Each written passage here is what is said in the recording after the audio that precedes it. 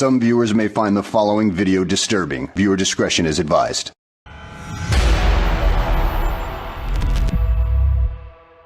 Samuel awakens in his pod, disoriented and now feeling an array of emotions. He remembers what unfolded, just of what felt like a few minutes before his slumber, rush upon him. Soon the thoughts of maybe he won't be set free soon come to a halt as his pod slowly opens. Damn it! Fuck, alright, come on, Legs. Can't do this to me now, Legs. We can't do this now. We gotta check on Nora. We gotta make sure she's alright. We can't lose her too. We can't, please, baby, please be okay. I can't live. You ain't gonna be alright, baby. Please. I need you. I need you. Please. God damn it. No, I didn't. I didn't take my baby. I didn't take my babies. God, fucking no. Shit, why did the ball take me to this? Why did they do this? Why? God, we should have never came here. We should have never did it. No, Sam. No, Sam, put it together. Put it together. Oh. Okay. I'll get our son back, baby. I promise. I swear. I'll take you fucking animals. Where is my son? Where is my goddamn son, you pieces of shit? What the hell's going on here? Where is everyone? No. Something went wrong here. This doesn't make any sense.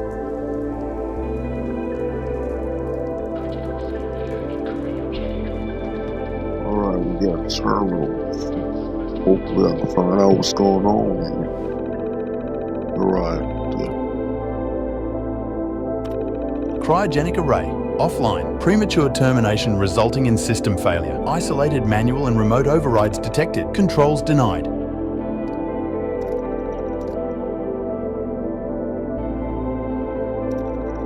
Dead.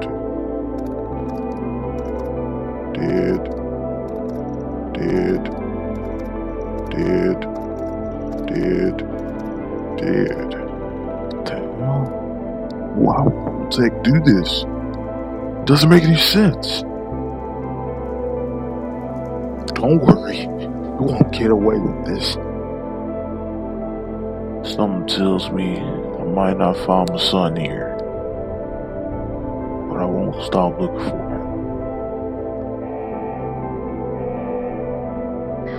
Come on, for God's fucking sake. Oh well, guess I gotta take the back way. Wait, what's that? Sound like footsteps. Someone here? I have to be quiet. It's weird. Wouldn't make sense for someone to be here right now. I don't know what's going on here. At least I'm able to protect myself now. Looks up. I don't want to be here a very long time. I don't know what to expect. Alright. I guess these terminals will tell me what's been going on. They have instructions and the manuals. Last entries. These entries started even before the bombs. What in the hell? Vault Tech only made a vault to last a year? No all clear from Vault Tech is coming. We need to leave. We're all but out of food. I almost murdered Stanley for dropping a damn salt cracker on the floor. A handful of us confronted in the overseer about opening the vault. I never knew a man that small could shout that loud. Now he's locked himself in his office along with the rest of the science staff. We're supposed to hand over any food, weapons, and medicine we have by tonight, or there's going to be consequences. I've talked to everyone. It's time. One way or another, we're getting out of this vault. So much for prepare for the future. It makes sense why this place is freaking empty. But why they leave us here?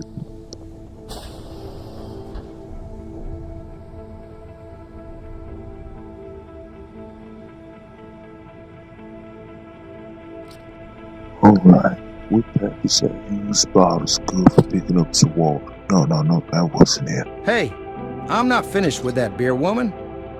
Son, listen here.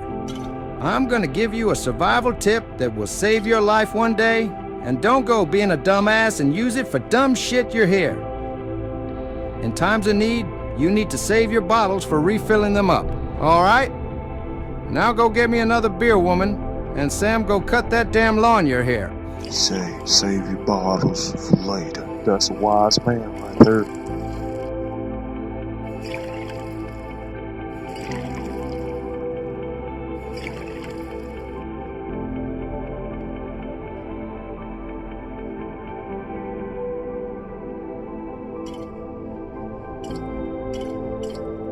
Right, here's another terminal. I wonder what this one does. Okay, so has a list of names and has a little message. Remember, use of the recreational terminal is a privilege. If work performance declines, this privilege may be revoked. Enjoy responsibly. Play tape, I'm guessing this is just a little gaming terminal. I guess they had something to do down here. But it doesn't seem like much.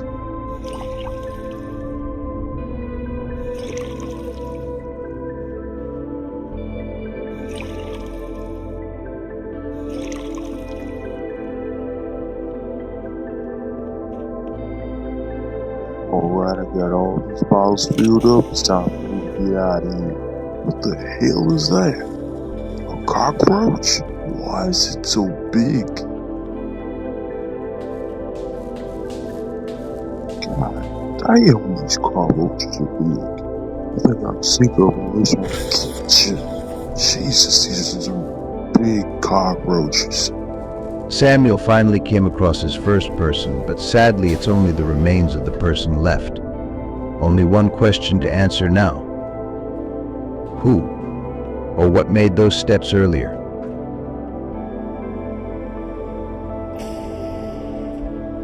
Here lies the overseer's office. Here's the overseer. Looks like they got to you first, buddy. Mom always said, don't talk ill of the dead. Well, it's not one of my favorites, but hey, but I gotta make it do what it do. It's better than none.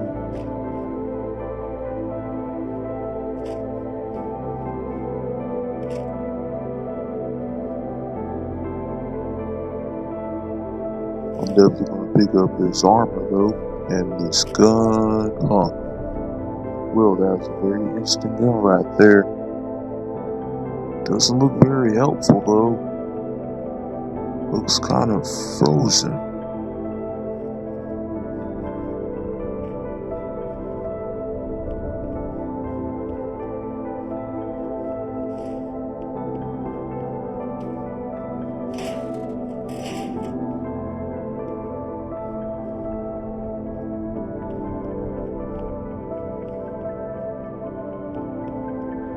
Samuel continues his looting through the overseer's office, but as he is looting, he soon begins to hear that same sound from earlier. This time it's much closer, like beyond the exit door.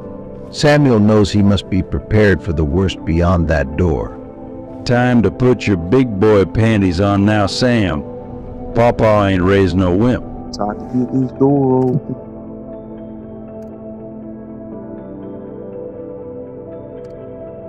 Manual. Alright, we got some logs and a cryolator.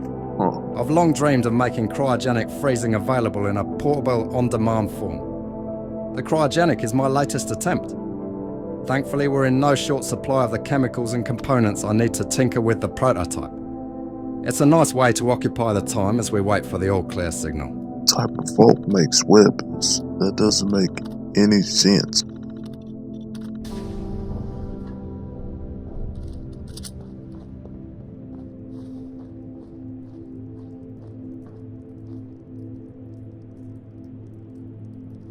Hey, wait a minute. Stay back. I got a firearm and I'm not afraid to use it. Stay the fuck back!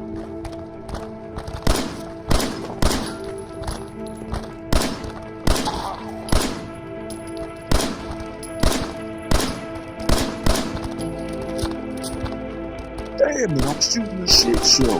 My pappy will be turned over in the grave right now if the scene stop shooting I'm doing. Come on, Sam, get your shit together. No time for shaking in your boots.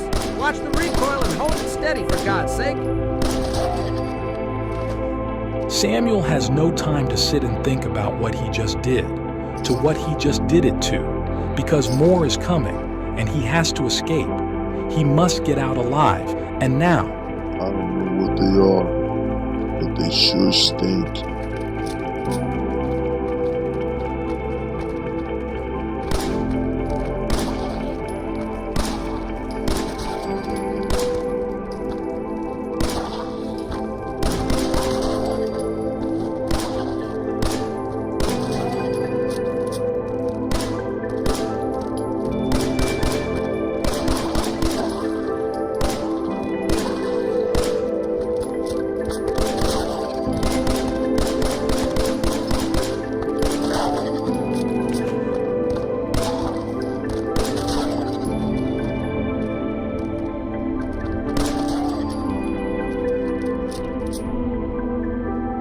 I shouldn't check their bodies, but hey, I need all I can get. Oh, this is disgusting.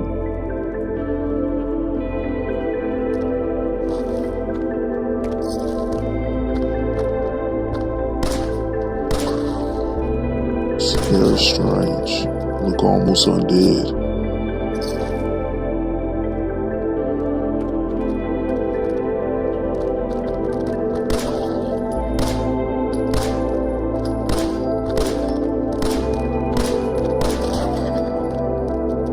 God damn, but there's still one left.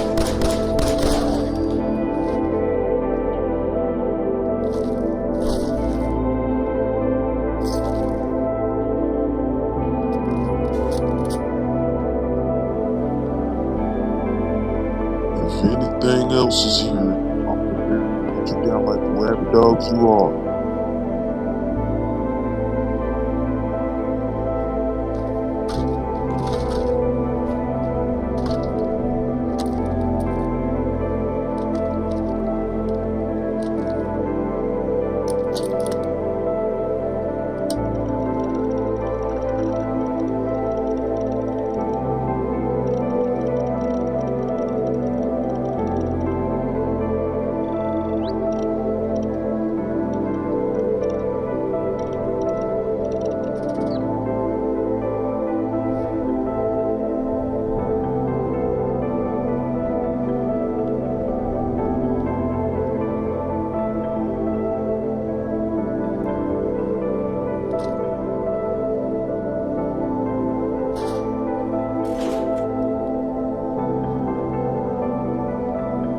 Looks like ain't nobody else here.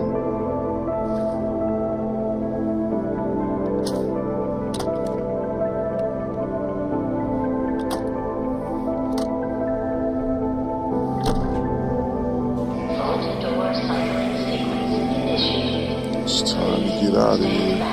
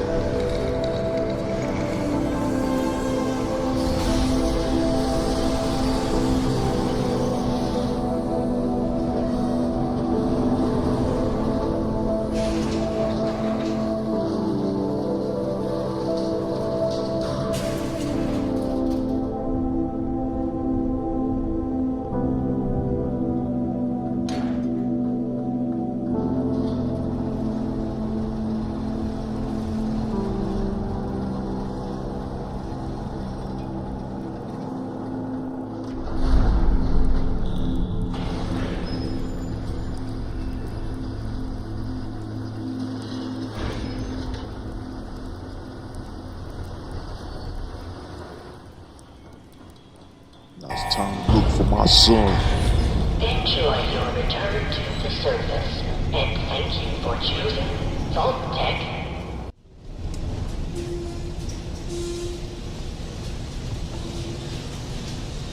As Samuel steps out from the oppressive gloom of the vault, his eyes are assaulted by a sight of pure, unadulterated horror. Bodies, grotesquely mangled, carpet the earth in a macabre tableau. Their faces, twisted into masks of sheer terror and agony, are frozen in a sickening tableau of death's dance. Viscera spill out from their ruptured abdomens, a gory display of their violent ends. Half-devoured carcasses, stripped of flesh and dignity, bear silent testament to a horrifying savage feast. A chilling alien sound reverberates in the distance, sending an icy shiver slicing through his spine. The origin of the noise is unknown, yet one fact stands starkly clear: no human could have made such a sound. Driven by primal fear, Samuel bolts, his heart pounding in his chest like a manic drum. His frenzied flight takes him through a terrifying labyrinth of a city, its colossal, skeletal structures echoing with an otherworldly silence. The city's once thriving heart now just disemboweled remnants, ripped apart by an unseen terror. There, he encounters a pleasant gathering of survivors, their joyful faces, mirror images of the ones he once knew before the world was smeared with the red of death. The moment of respite is brutally interrupted by a nauseating guttural screech, a sound straight from the bowels of nightmares. It pierces silence, echoing against the gutted city, a predator's delight, hungry and terrifyingly close. The guttural roar deafens the night, announcing the entrance of the monstrosity, a grotesque byproduct of the apocalypse. Its visage, a horrific collage of gnashing teeth, bleeding, swollen flesh, and eyes that pulsate with a monstrous hunger. Samuel darted to take refuge in a nearby, crumbling building, his heart pounding with raw fear. Watching through a crack in the wall, he beholds the distressing fate of a once cheerful family. A blood-curdling scream tears through the air as the creature lunges, a blur of savage fury. The father, once a sturdy pillar of warmth and security, is reduced to a lifeless husk, his entrails ripped out, spilling a gruesome tableau onto the floor. The mother now aims at the undead creature, for the fear to now causes hesitation from her own terror, watches helplessly as her own flesh and blood is torn apart by gnashing jaws. The splatter of gore on the creature's face, akin to a nightmarish painting of horror, smears further with each sickening crunch. Their screams echo in the eerie silence, a chilling symphony that seems to last an eternity, even after they are forever silenced. Samuel is left with the chilling imprint of this grotesque violence, forever etched onto his soul. A brutal testament to the cruel reality he must now survive.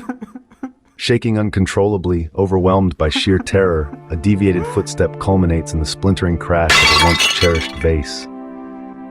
Suddenly, Samuel finds himself thrust into the gruesome spotlight of a horde, a bloodthirsty, grotesque mob salivating for its next kill.